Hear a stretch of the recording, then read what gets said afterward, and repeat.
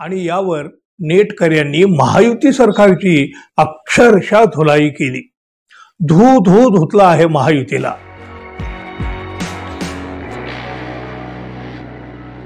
मित्र हो, नमस्कार। अखेर नरमले देवेंद्र फडणवीस।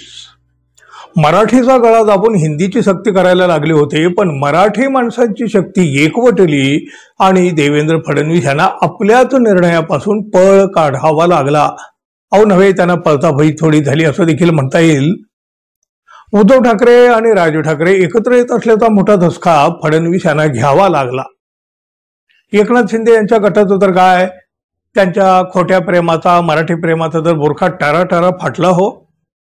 महायुतीत राहून सुद्धा अजित पवार यांनी मात्र हिंदी सक्तीला विरोध केला। खरोखर अजित पवारांचं कौतुकच करायला हवं। एकनाथ शिंदे यांनी मात्र या निर्णयाला जरा सुद्धा विरोध केला नाही आणि हे म्हणे मराठी आणि मराठी माणसाचे पुरस्कर्ते, बाळासाहेबांचे वारसदार। स्थानिक स्वराज्य संस्थांच्या निवडणुकीच्या पार्श्वभूमीवर भाजपनं परप्रांतीय मतांचा हा डाव खेळला। या खेळामध्ये एकनाथ शिंदे तर फसले। त्यांचं बेगडी प्रेम म्हणजे बेगडी मराठी प्रेम अगदी ठळकपणे आपल्याला पाहायला मिळालं। फडणवीसांचा हा खेळ मात्र अजूनही पूर्णपणे थांबलेला नाही। 2 JR मागे घेतले असले तरी देखील समिती नेमण्याची घोषणा करण्यात आलेली आहे। म्हणजे हिंदी सक्तीचा मुद्दा पुन्हा एकदा समोर आणला जाणार हे मात्र नक्की। पण तरीही बघा, ज्या काही घडामोडी घडल्या या विषयानं त्याची मोठी खिल्ली उडाली आहे। महायुतीची लोकांनी अक्षरशः खिल्ली उडवली आहे। हल्ली सोशल मीडियावर लगेच प्रतिक्रिया उमटतात हो, आणि त्या खूप बोलक्या सुद्धा असतात बरं। म्हणजे बघा, आधी हिंदी सक्ती केली आणि पुन्हा ती मागं घेतली म्हणजे काय, त्यांना ती घ्यावी लागली। आणि यावर नेटकऱ्यांनी महायुती सरकारची अक्षरशः धुलाई केली।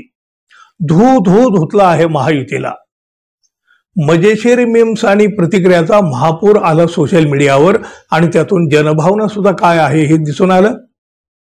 दोघांना तिघे घाबरले असं म्हणत देवेंद्र फडणवीस, एकनाथ शिंदे आणि अजित पवार यांची देखील खिल्ली उडवण्यात आली।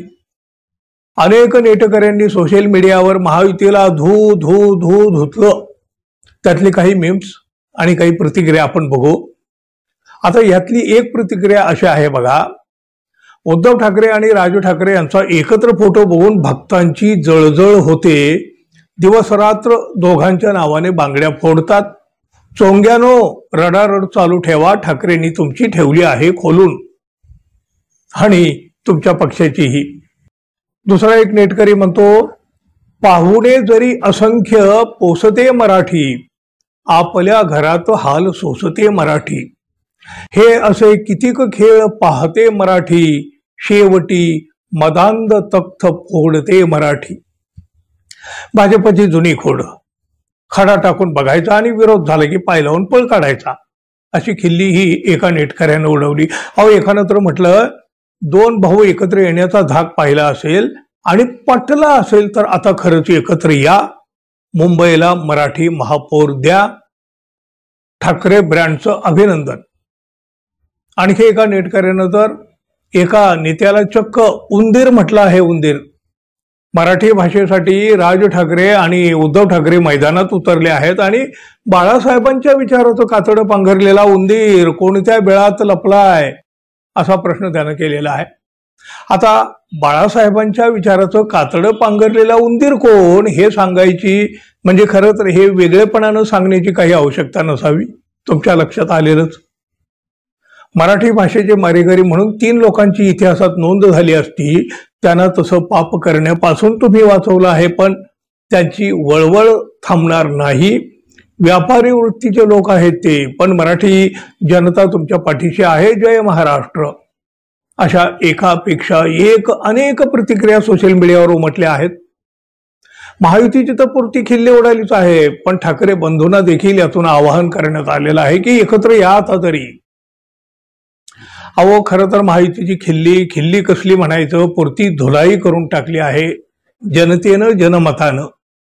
मित्रांनो, तुमच्याही मनात असं काहीतरी नक्की असेल, सांगून टाका हो, कळू द्या तुमच्याही मनातल्या भावना, या महायुतीला कळू द्या, या महाराष्ट्राला कळू द्या। मराठी माणसाचा आवाज पुन्हा एकदा बुलंद होऊ द्या।